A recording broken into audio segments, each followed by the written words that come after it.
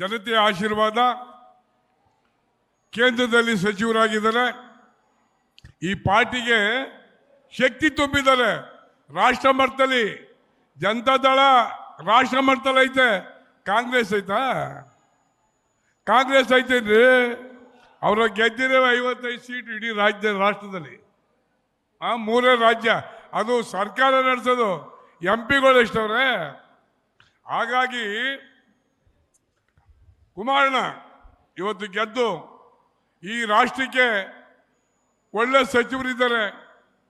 ಹಾಗೆ ಉಕ್ಕು ಮತ್ತು ಇಂಡಸ್ಟ್ರಿಯ ಸಚಿವರಿದ್ದಾರೆ. ಈ ರಾಷ್ಟ್ರಕ್ಕೆ ಜನತಾದಳವನ್ನ ತೋರಿಸುವಂತ ಕೆಲಸನ ಕುಮಾರಣ್ಣರು ಮಾಡಿದ್ದಾರೆ.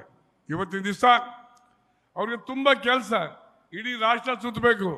ಹಾಗಾಗಿ ಮುಂದಿನ ದಿವಸದಲ್ಲಿ ನಾವು ಅನ್ಕೊಂಡಿದ್ದು, ಸನ್ಮಾನ್ಯ ಕುಮಾರಣ್ಣವರು ಪಾರ್ಟಿ ಬಿಟ್ಟೋದ್ಮೇಲೆ ಕಟ್ಟಾರ ಯಾರಪ್ಪ ಹೇಳ್ತು. ಒಬ್ಬರು ಸ್ನೇಹಿತರು ನನಗೆ ಹೇಳಿದ್ರು, ಸಚಿವರು ಕುಮಾರಣ್ಣವ್ರಿಗೆ ಆರೋಗ್ಯ ಚೆನ್ನಾಗಿಲ್ಲ, ಬಂದ್ಬಿಡು ನಮ್ಮ ಪಾರ್ಟಿಗೆ ಇದೆ.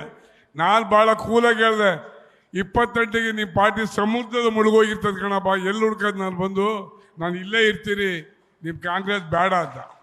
ಹಾಗಾಗಿ ಮೊನ್ನೆ ತಾನೇ ಹೇಳಿದ್ದಾರೆ ಯಾರೋ ಒಬ್ಬ ಸ್ನೇಹಿತರು, 28ಕ್ಕೆ